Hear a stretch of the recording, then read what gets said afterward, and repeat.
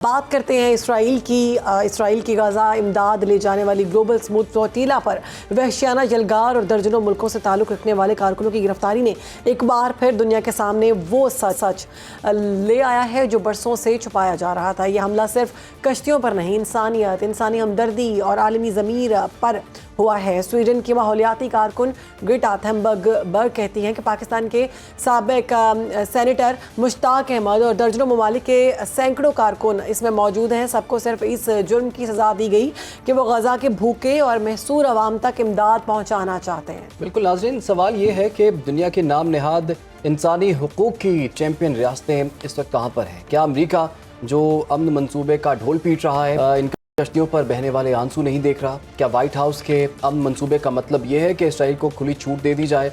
इन्हीं तमाम मामलात पर हम बात करेंगे। मैं ज्वाइन कर लिया है साबिक सफ़ीर डॉक्टर जमील अहमद खान साहब। डॉक्टर साहब, इस वक्त पूरी दुनिया ये मामला देख रही है। अब इसराइल को कोई रोकने वाला नहीं है, कोई टोकने वाला नहीं है। एक जानिब अमन मंसूबे पर बात हो रही है, उस पर बहुत से जो स्टेक होल्डर्स हैं वो इस वक्त बड़ी मीटिंग्स भी कर रहे हैं, और दूसरी जानिब इस तरह की हरकतें इसराइल की जानिब से हो रही हैं। आपके ख्याल में आने वाले दिनों में क्या होता हुआ देख रहे हैं आप? जी, आने वाले दिनों में जिस तरह पहले मजम्मत होती रही है, आगे भी मजम्मत होती रहेगी। आज कोलंबिया ने थोड़ी हिम्मत दिखलाई है कि उन्होंने उनके 2 शहरियों को अरेस्ट किया है, उन्होंने उनका सफ़ीर वापस भेज दिया है और साथ में उनसे अपना जो फ्री ट्रेड का उनका एग्रीमेंट था FTA, उसको ख़त्म कर दिया है कि हम ट्रेड नहीं करते। अगर हमारे भी 57 ममालिक यही कर दें जो कि उनकी अपने चार्टर में दिया हुआ है OIC के, और जो OIC का प्लेटफॉर्म है इतना बड़ा, दुनिया का सबसे बड़ा, AU के बाद, अफ्रीकन यूनियन के बाद सबसे बड़ा प्लेटफॉर्म यही है, बल्कि सबसे बड़ा ये, उसके बाद अफ्रीकन यूनियन है। तो उसमें से सारे वही काम कर लें जो एक गैरों ने किया है इसके लिए, तो अपने भी वही कर लें। एक तो ये हो सकता है, दूसरा नहीं हो सकता है, इसलिए कि जब तक वीटो होता रहेगा उस वक्त इजराइल धज्जियां उड़ाता रहेगा इंटरनेशनल कानून की। आज क्या हुआ? आज उन्होंने इंटरनेशनल वाटर से इंटरनेशनल कानून खिलाफ वर्जी करते हुए, आज की बात नहीं है, ये 1967 में ज़मीनें मजीद कब्जा करनी, 48 में कब्जा की, उसके बाद मजीद करते रहे। अब तो खैर सारी की सारी जो इंसानी अदवार के तारीख के जितने रिकॉर्ड है सारे तोड़ दिए। जहाँ तक के इंसानी हमदर्दी का ताल्लुक है, बल्कि जो इंसानी हकूक का ताल्लुक है, जेनोसाइड का ताल्लुक है, एथनिक क्लिंजिंग का ताल्लुक है, आपको माजी करीब में आपको ऐसी कोई एग्जांपल नहीं मिलती है। अब ये फिर अगेन अगर बात इंटरनेशनल कानून की हो रही है, तो इजराइल को तो इंटरनेशनल कानून का तो कोई पासदारी है नहीं।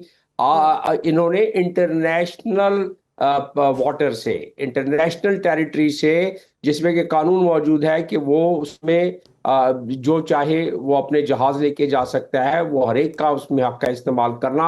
वहां से अरेस्ट करते तो अपनी टेरिटरी से करते, फिर तो चले अरेस्ट होता, ये तो किडनैपिंग है, कज़ाकी है कि तो ये इसका अब सिर्फ एक ही कंट्री ने इसमें हिम्मत की, जैसा मैं बता रहा था कि उसने अपने 2 शहरियों को, जो कंबोडिया है उसके 2 शहरी जो हैं उनको अरेस्ट किया। उसकी जगह पर उन्होंने FTA जो फ्री ट्रेड एग्रीमेंट है उसको खत्म कर दिया उन्होंने।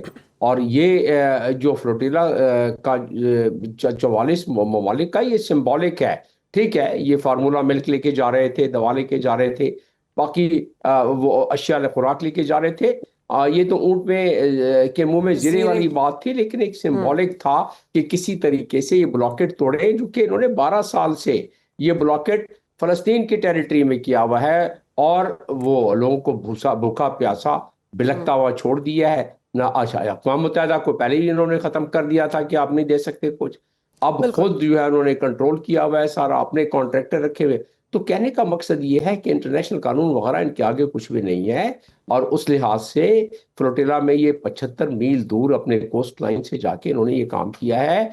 इटली का जहाज था जो कि रेस्क्यू के लिए उन्होंने रखा, इटली और स्पेन का जाहिर है जंग नहीं करना चाहते थे, वो उस पे एक दूसरे पे बिल्कुल हमला क्या डॉक्टर कर साहब, हमने सकते देखा थे। कि आलमी And, कवानीन की भी खिलाफवर्जी की गई है और पहली दफ़ा नहीं है जो हम देख रहे हैं कि इसराइल की जानिब से धड़ल्ले से तमाम कवानीन की खिलाफवर्जी की जाती है। इस वाक़े से ट्रंप के मुजव्वज़ा अमन मनसूबे का हम देख रहे हैं कि जो एक ढोंग था या एक चेहरा था वो बेनकाब हो गया और अमन सिर्फ इसराइल के लिए है, जो कि मनसूबे में नज़र आ रहा था कि उसमें सिर्फ इसराइली हकूक़ बताए गए थे, फ़लस्तीनियों के हकूक़ की बात नहीं की थी। बाखबर रहिए हर जगह हर वक्त बर वक्त। अभी सुनो न्यूज का यूट्यूब चैनल सब्सक्राइब करें और बेल आइकन पर क्लिक करें और जानिए मुल्की और गैर मुल्की हालात व वाक़यात यकीन के साथ।